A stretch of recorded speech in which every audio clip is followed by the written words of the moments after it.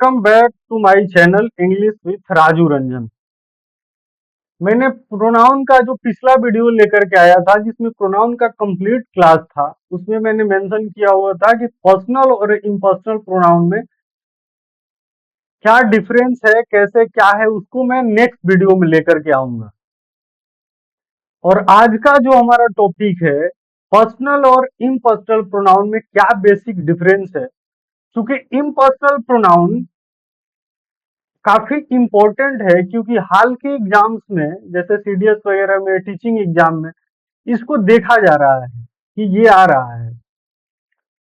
तो इसको समझना और इसको क्लियर करना जरूरी है। तो आइए समझते हैं इसको, ज्यादा देर ना करते हुए।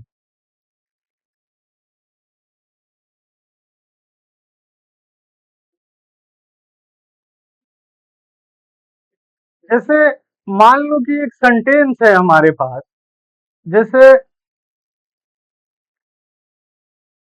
सीता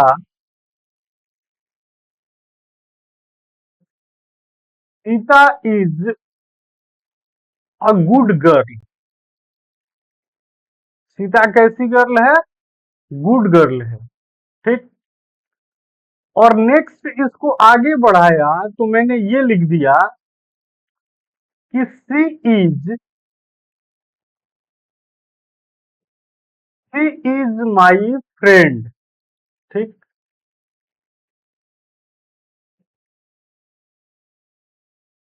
इतना तो सबको पता होगा कि पर्सनल प्रोनाउन क्या होता है, जो किसी पर्सन को डिनोट करता है।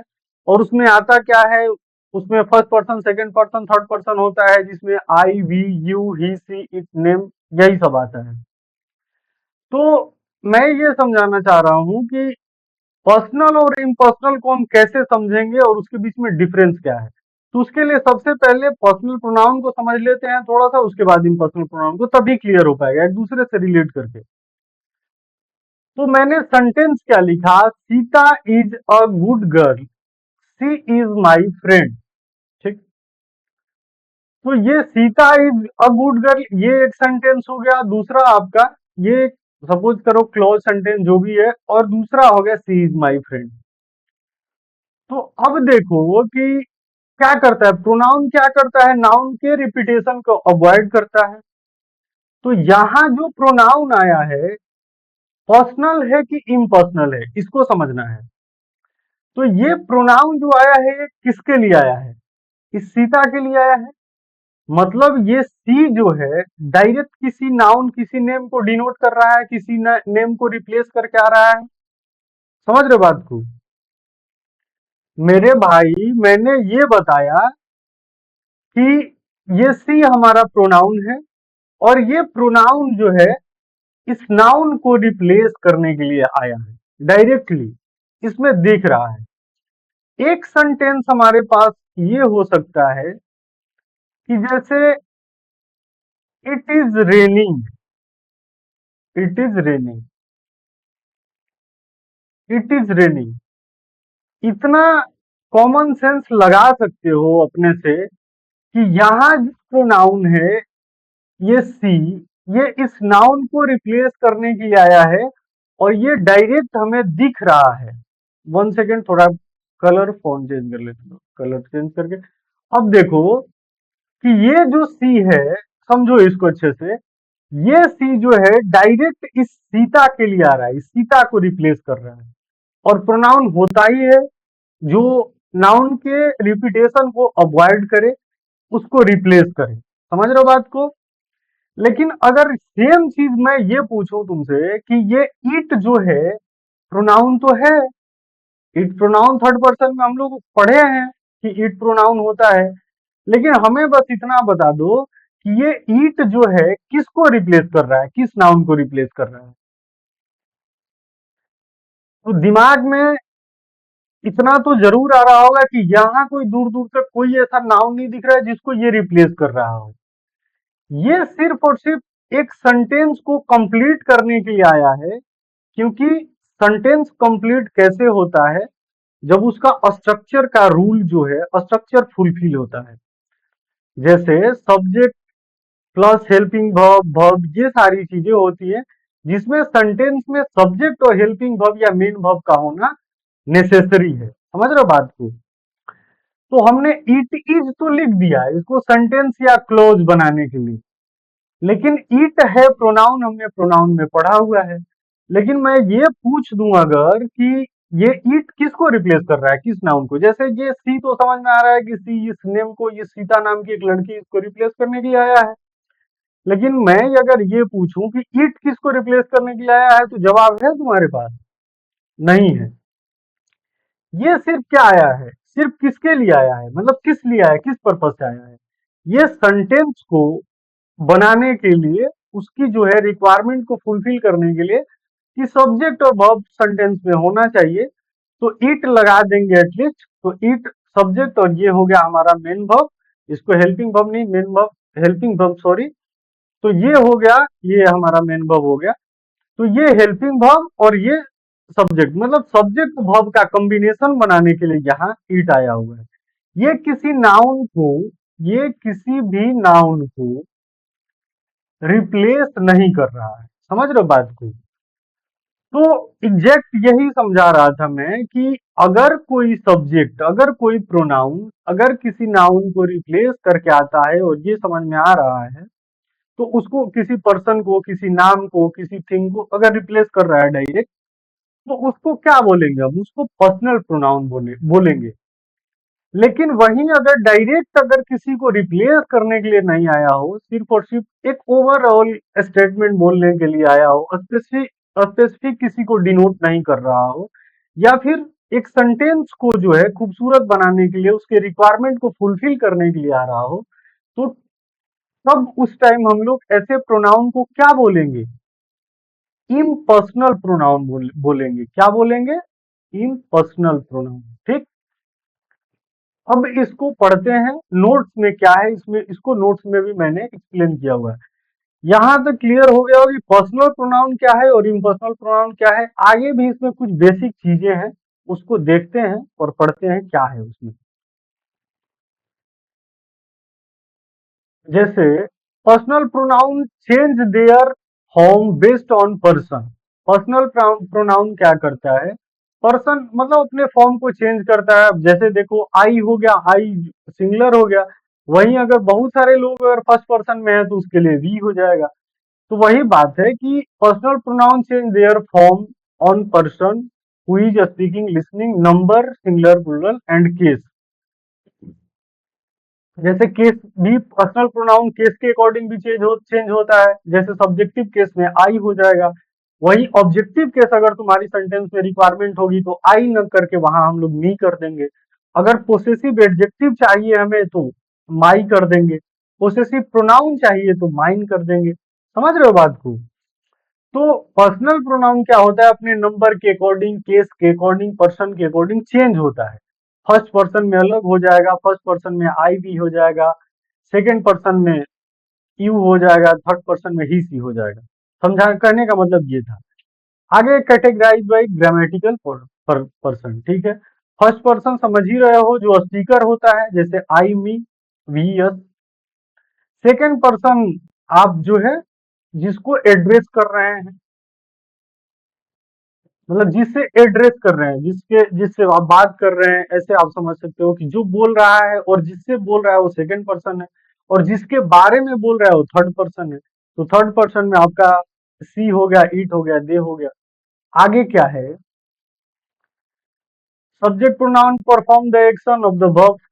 सब्जेक्ट क्या होता है? तो एक्शन को परफॉर्म करता है, ये मैंने बताया हुआ है। सेंटेंस का स्ट्रक्चर जैसे subject verb, subject predicate complement object verb, ये सब जब मैंने पढ़ाया था कि ओवरऑल एक सेंटेंस कैसे प्रिपेयर होता है, कैसे उसको स्ट्रक्चर किया जाता है, तो उसमें मैंने बताया हुआ था कि सब्जेक्ट का क्या काम है, तो एक्शन को परफॉर्म करता है। और ऑब्जेक्ट क्या करता है? तो ऑब्जेक्ट रिसीवर है। आगे पोसेसिव प्रोनाउन जो है आपका पोजेशन शो करता है। इतना तो समझ में आ रहा होगा। First person singular plural, second person में सिंगुलर प्लूरल क्या होता है, थर्ड पर्सन में सिंगुलर प्लूरल क्या होता है। तो ओवरऑल पर्सनल प्रोनाउन आपने समझा कि ये सारी चीजें होती है, मतलब ये जो है अपने केस के अकॉर्डिंग, नंबर के अकॉर्डिंग, पर्सन के अकॉर्डिंग चेंज होता है। और ये आता भी है तो समझ में आता है कि किसी न किसी नाउन को डिनोट कर रहा है। लेकिन वही हम देखेंगे इम्पर्सनल प्रोनाउन को, तो impersonal pronoun do not substitute for a specific named noun. अभी वही बताया मैंने कि जैसे सीता को रिप्लेस करके स्पेसिफिक एक नेम था सीता, सीता को रिप्लेस करके सी आ गया था। लेकिन इम्पर्सनल प्रोनाउन जो है ना, ये किसी का सब्स्टिट्यूट नहीं है, ये डायरेक्टली किसी को रिप्लेस नहीं करता है। They are use for universal statement, ये यूनिवर्सल स्टेटमेंट की तरह अगर ट्रीट करता है तो उस टाइप के सब प्रोनाउन को हम लोग क्या बोलेंगे। अभी इसका सेंटेंस भी है नीचे, अभी इसको समझाएंगे कि यूनिवर्सल स्टेटमेंट कैसे होता है, और यूनिवर्सल स्टेटमेंट में इसको हम लोग कैसे समझेंगे कि ये इम्पर्सनल प्रोनाउन है। एक्सप्रेशन ऑफ टाइम, अगर टाइम को एक्सप्रेस कर रहा है तब भी हम वहां पे इम्पर्सनल प्रोनाउन को यूज करते हैं। और इन इन्वायरमेंट वगैरह के बारे में भी जब मेंशन करते हैं तब भी हम क्या करते हैं, जैसे इट इज रेनिंग बताया तो उस टाइम भी वहां इट, मैंने यही बताया ना कि इट क्या है, आपका इम्पर्सनल प्रोनाउन है। जब इन्वायरमेंट को मेंशन करे, शो करे, एक्सप्रेशन ऑफ टाइम बताए या यूनिवर्सल स्टेटमेंट बताए, तो इस टाइप जब इस कॉन्टेक्स्ट में अगर कोई प्रोनाउन आ रहा है ना सब्जेक्ट के फॉर्म में, तो उसको हम लोग बोलेंगे इम्पर्सनल प्रोनाउन। आगे है common impersonal pronoun and usages. अब देख लो, it use as dummy subject for a time, जैसे इट इज रेनिंग, मतलब इट इज रेनिंग या इट इज आई, जैसे एक सेंटेंस मान लो बोल बोल सकते हैं हम कि it is he who is my friend, ऐसे लिख लिख सकते हो इसको। जैसे यहाँ एक सेंटेंस है, it is he who is my friend, who is my friend. ठीक,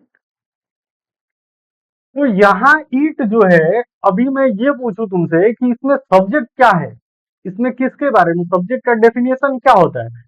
सब्जेक्ट का डेफिनेशन यही होता है कि जो वाक्य में एक्शन को करता है या जिसके बारे में चीजों को बताई जाती है सेंटेंस में, उसको हम लोग क्या बोलते हैं, सब्जेक्ट बोलते हैं।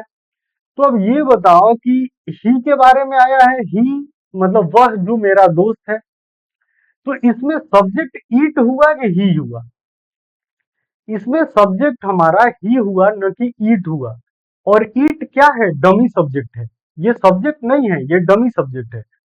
तो जब कोई प्रोनाउन डमी सब्जेक्ट की तरह ट्रीट करे, वाक्य में मेन सब्जेक्ट की तरह ना करे, तो मतलब दैट टाइम भी उसको क्या बोलोगे आप, उसको बोलोगे इम्पर्सनल प्रोनाउन।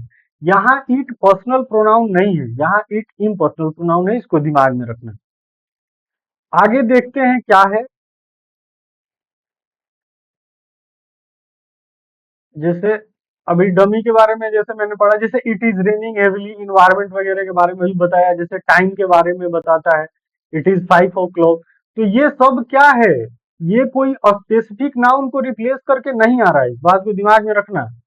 ये जो है कोई स्पेसिफिक नाउन को रिप्लेस करके नहीं आ रहा है, ये जो है इन्वायरमेंट को, इन्वायरमेंट के लिए आ रहा है, टाइम के लिए आ रहा है, यूनिवर्सल स्टेटमेंट के लिए आ रहा है, डमी सब्जेक्ट की तरह आ रहा है। तो इन सारी केस में इसको क्या बोलेंगे, इन कॉन्टेक्स्ट में, इस टाइप के कॉन्टेक्स्ट में ये होता है इम्पर्सनल प्रोनाउन। आगे देखो, जैसे वन भी है, सिर्फ ईट ही नहीं है, वन है, दे है, ये सब भी इम्पर्सनल प्रोनाउन में आते हैं। जैसे वन से बनता है, one must follow traffic rule. अब वन मस्ट फॉलो मतलब हर किसी को ट्रैफिक रूल फॉलो करना चाहिए, ये किसी नाउन को रिप्लेस करके आ रहा है, नहीं आ रहा है। ये यूनिवर्सल स्टेटमेंट है, सबके लिए, किसी स्पेसिफिक के लिए नहीं है, किसी एक के लिए नहीं है, और न किसी को रिप्लेस करके आ रहा है। तो ये हमारा यहाँ वन क्या हुआ, इम्पर्सनल प्रोनाउन न कि पर्सनल प्रोनाउन। दिमाग में जा रहा है। अब इतना क्लियर करके जो तुम लोग को शायद ही कोई पढ़ाएगा, क्योंकि अब इतना क्रिस्टल क्लियर करके एकदम एक चीजों को बार बार मेंशन करके पढ़ा रहा हूं, तो इसमें काफी वर्क लग रहा है। और हमें लग रहा है कि इसमें 100% समझ आना चाहिए, इसमें 1% भी डाउट नहीं रहना चाहिए, क्योंकि एकदम बिल्कुल क्रिस्टल क्लियर है तुम्हारा टॉपिक, और जो चीजें भी मैं एग्जाम्पल मतलब जिस कॉन्टेक्स्ट में मैंने रखा हुआ है। आगे देखो, use in casual informal speech to mean any person. मतलब एक कैजुअल अगर स्पीच भी है तो उसमें भी आप जो है, अगर आप देखते हैं सेंटेंस को तो इम्पर्सनल की तरह शो करता है। जैसे you can't achieve peace of mind without trying, मतलब बिना कोशिश किए बिना आप जो है अपने दिमाग को आप पीस नहीं दे सकते। तो यहाँ भी ये किसी पर्सन को, किसी स्पेसिफिक पर्सन को नहीं बताया जा रहा है। ये किसी के लिए बताया जा रहा है कि मतलब कोई भी आदमी जो है, ये एक यूनिवर्सल स्टेटमेंट की तरह, कि कोई भी आदमी जो है अगर वो कोशिश नहीं करेगा तो मेंटल पीस उसको नहीं मिलेगा। समझ रहे हो बात को? तो आई होप कि पर्सनल और इम्पर्सनल समझ गए होगे। एक और सेंटेंस आगे, they use to refer to an unspecified group of people और rumour, they say this castle is haunted. अब मतलब जैसे अनस्पेसिफाइड, मतलब ये किसने बताया कि कैसल जो है हॉन्टेड है, ये मेंशन नहीं है। मतलब अनस्पेसिफाइड, ये स्पेसिफिक किसी पर्सन के लिए नहीं है। यहाँ दे जो यूज हुआ है, दे हमारा प्रोनाउन है, थर्ड पर्सन। लेकिन मैंने ये पढ़ा है कि पर्सनल प्रोनाउन क्या करता है, डायरेक्ट किसी नाउन को रिप्लेस करके आता है या उसके रिप्लेसमेंट में आता है। लेकिन यहाँ दे जो है ना, दे किसी स्पेसिफिक पर्सन या स्पेसिफिक ग्रुप ऑफ पर्सन को डिनोट नहीं कर रहा है। ये अनस्पेसिफाइड है। समझ रहे हो बात को? तो इस टाइप के जो प्रोनाउन होंगे ना, ये इम्पर्सनल प्रोनाउन होंगे। क्या होंगे? इम्पर्सनल प्रोनाउन होंगे। मुझे उम्मीद है कि ये सारी चीजें बिल्कुल क्लियर समझ में आई होंगी। और अगर नहीं भी आई होंगी, बिल्कुल अगर बरदराज वाली बुद्धि होगी, तो फिर भी आप अपने डाउट को कमेंट बॉक्स में रख सकते हैं। उस पे अगर हमें लगेगा कि अगर इसमें कुछ और एक्स्ट्रा चीजें मेंशन की जा सकती हैं, बताई जा सकती हैं, तो हम उसको मेंशन करेंगे। तब तक के लिए बाय, ख्याल रखिएगा अपना। और एक बात और, अगर थोड़ा सा भी ईमान बचा होगा अंदर, तो चैनल को सब्सक्राइब करना और वीडियो को लाइक करना, क्योंकि मेहनत लगता है पढ़ाने में और ये सारी चीजें अरेंज करने में। ठीक है।